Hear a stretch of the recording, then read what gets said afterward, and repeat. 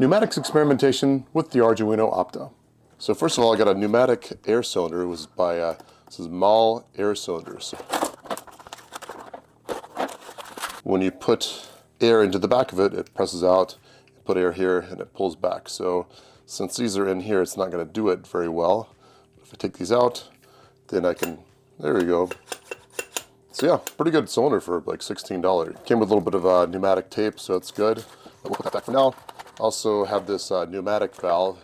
All right, so this valve comes with quote-unquote silencers, a couple of fittings. That's good, and some more tape. Let's see. It gets air from here, and then it puts it into the cylinder, either here or here. So basically what happens is it'll push out there, or push out there, and they'll reverse it, and the air can come back in. So it provides a way for air pressure to go in here and to exhaust. So these two ports exhaust. We'll see a little bit more about how that works in a minute, but just want to kind of show that out there. I believe this is a manual actuation. So this is a nipple that plugs into the air compressor line. You can put, let's see that in there. So it's got a little adapter there, you plug it in. It's called a 1/4 inch NPT, I believe. And so that's National Pipe Thread, or maybe just PT now. Plug that in there and you can plug air lines in. Also bought this set of tubing from Talons. I believe this is 6mm tubing. Got some various adapters here. So, good. I think this is 1/4 inch NPT. Goes into the 6mm tubing here. I think, yeah, okay, so that plugs in nicely, and then you can plug this all in. So with all this, plus the Arduino Opta, plus my compressor, I should be able to get a nice little pneumatics thing going. Also came with this nice clipper, so that's cool. We'll put this all together, and I should be able to get the air cylinder going, so that should be fun. All right, so I've got the parts out here. What I need to do is put these fittings in here, and connect it up there. So B will go to that one, A will go to that one, and one will push it out, one will pull it back. I'm not quite sure which. Might need to reverse it. We'll see. Normally you'd want to put some Teflon tape on this, but it's already got some, so that's pretty nice. So we can just put that in there. In industrial installation, you might want to put some Teflon tape on anyway, just so there's no leaks, because that can be expensive. But in this case, it's just going to be kind of a test setup. So got that, and then this will be where the air comes in. So it's 1/4 inch, or it's 6mm, I believe, and then 1/4 inch NPT, or 1/4 inch PT, however you want to say that. So screws in like that. Tighten it up a little bit. Cool. I believe it's 1/8 inch NPT, or again, it might just be PT. I saw it listed as PT. I knew it as NPT, it's a National Pipe Thread, but one might ask what nation, and the implication is the United States, but I guess PT is, I don't know, for all nations, for all mankind, like that show. I don't know, I couldn't quite get over it. At some point it just started to be like partly true or not true, and it just really freaked me out, like some sort of uncanny valley situation.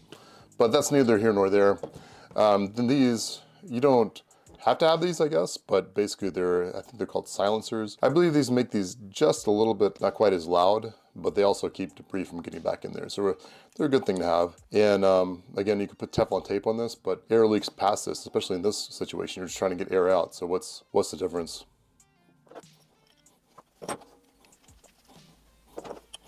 All right, so you get your solenoid valve hooked up, and then we'll hook the air lines up. So bought this off the from Talons. So came with this cool clipper here. Nice. There we go. Clip that off. Clip this off. Right here. Nice. Okay. So we just plug that in there. Nice. Kind of one-touch fitting, I guess. Maybe that might be a trademark of SMC, but anyway, you plug it in and it doesn't come out. It's like like those finger trap things. Okay, so got that, looking good. Maybe we'll put that just a little bit. So all you have to do is put this in here and you can pull it out. So if you want to make it a little bit shorter, which I do, go that, and there we go.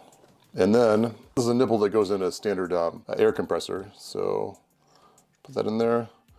Again, you know, maybe some extra Teflon would be okay, but it's already got some on there. I'm just gonna leave it like that. Let's see. Use a little moisture. Got that like that. And plug that in here. And yeah, like just a couple of minutes. And basically you've got something that, if you hook up the air line here, you can actually push this in and out via this, I believe. You can actually use the solenoid to move the little thing inside that goes back and forth, and it basically reverses everything. So I will try that in just a little bit. So I brought this up to my my garage.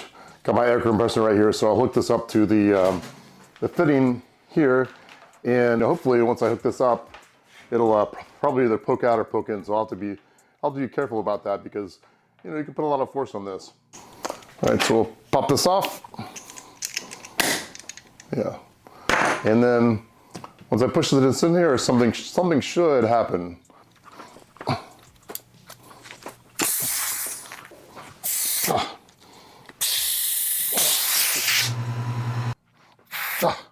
Man, that's a lot harder than I thought it would be. All right, so that should be locked in.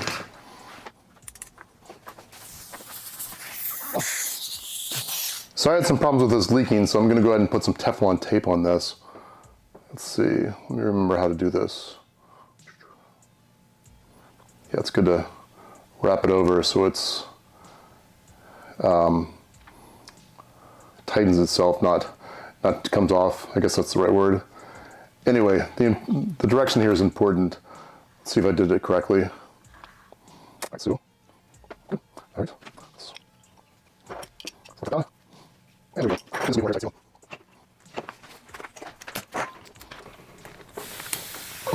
There we go. Now it is leaking on these, so I guess I need to put Teflon on these as well. So lesson learned there. But we zoom out a little bit. We press this. Whoa.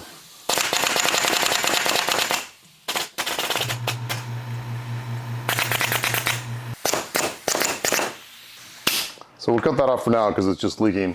But you can see how powerful that is just with a little hookup. I mean, it's like $50 and you get all this force out of it.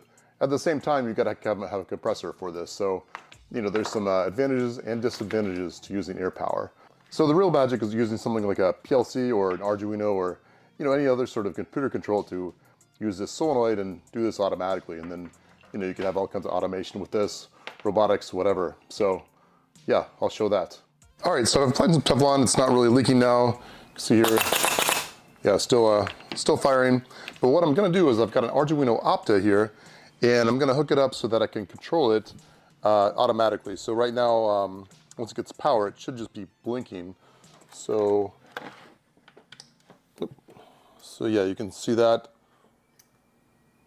And you can also maybe hear the solenoid clicking, and that's this solenoid right here. So basically, if I hook this up to voltage, which right now it's at, it's at 12.2, 12.3, but I think you could put it up to 24 if you want to. Anyway, we'll put it up at close to 20. If we hook this up to negative, and then we hook this up to positive via the relay, then it'll just cycle on and off automatically. In fact, if I hit the positive and the negative right now, this should just trigger. So we'll see what happens. So negative. Ooh. All right.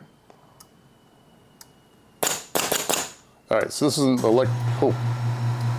And of course you can hear that. Eventually the air needs to be regenerated. But anyway, I'm gonna jumper this from the positive to the positive there. Turn it off first because that's usually a good thing to do before you do any sort of electrical work if you can.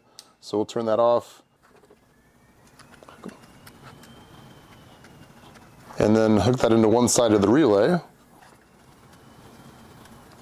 All right, so got that there. And then we'll put the positive of this on one side of the relay. Let's see, positive there. and then we'll put the negative or the ground to the ground terminal here. Pretty much the most basic setup you can do, pulsing on and off. So we'll see what happens. Let's see, manually. All right, pretty violent. So I'll turn this back on.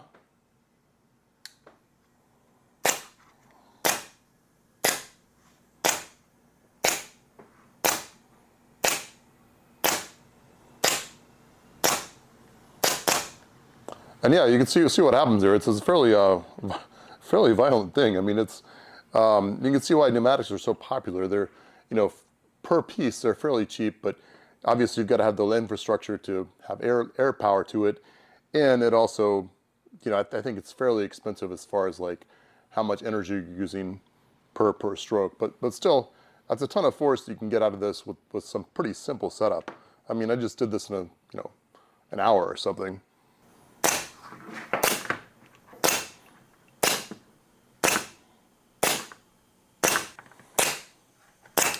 So yeah, pretty cool. Thanks so much for watching. This is Jeremy Cook, signing off.